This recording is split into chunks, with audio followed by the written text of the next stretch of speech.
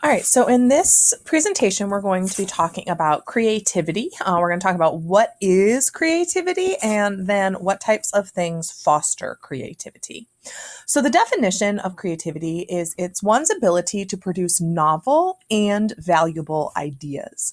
So, inherent in the definition is that creativity serves some sort of purpose, it holds some sort of value, as well as it's an ability to think in a way that is unique or different from the way that most people think. There's been a lot of research about how creativity matches up with intelligence, whether or not intelligence is a prerequisite for the ability to be creative.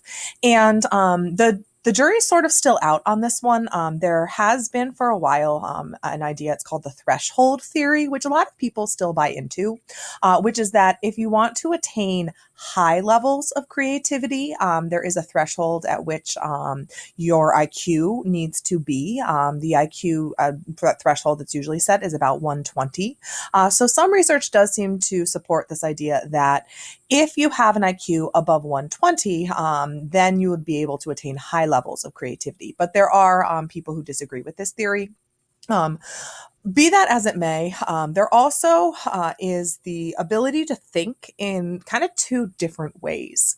And when we're talking about creativity and intelligence, oftentimes we're talking about these two different types of thinking.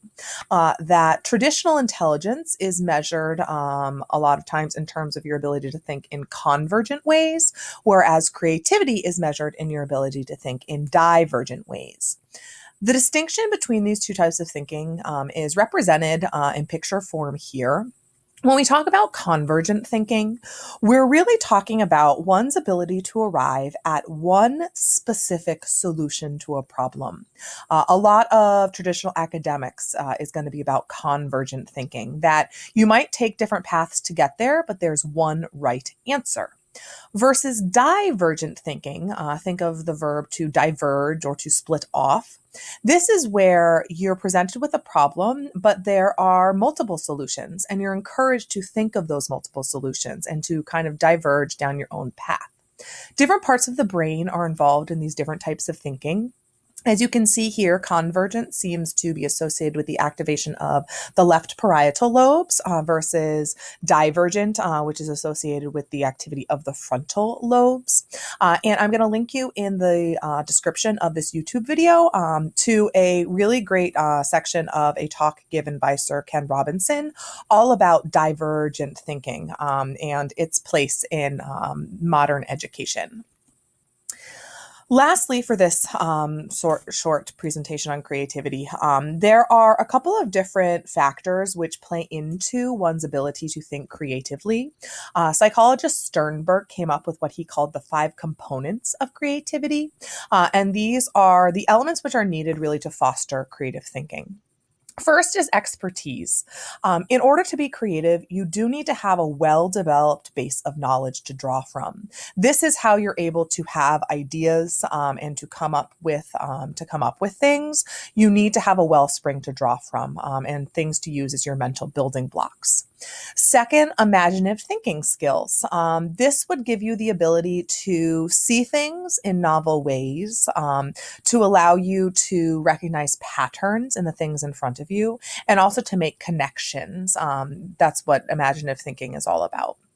A venturesome personality means you have someone who seeks out new experiences, who's okay with facing risky situations, who doesn't always need a clear-cut answer, is okay with ambiguity, and when they're faced with obstacles, they persevere as opposed to give up. Intrinsic motivation, we've talked about prior to this.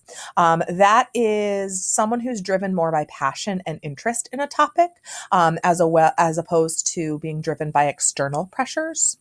And then finally, a creative environment. You need to be surrounded by people and need to exist in an environment that's going to spark, support, and then refine your creative ideas. And this is one of the reasons why when you look at a lot of big companies and the way that they structure their space and and their entire like company infrastructure, they do so in really creative ways. If you look up how Google's headquarters, for example, they do a lot of really interesting and different things with their corporate structure, both physically and then just internally. And a lot of that is in order to spark creativity. So I encourage you to Google how Google headquarters is set up and how the business model runs, because they have a lot of really cool things meant to spark creativity.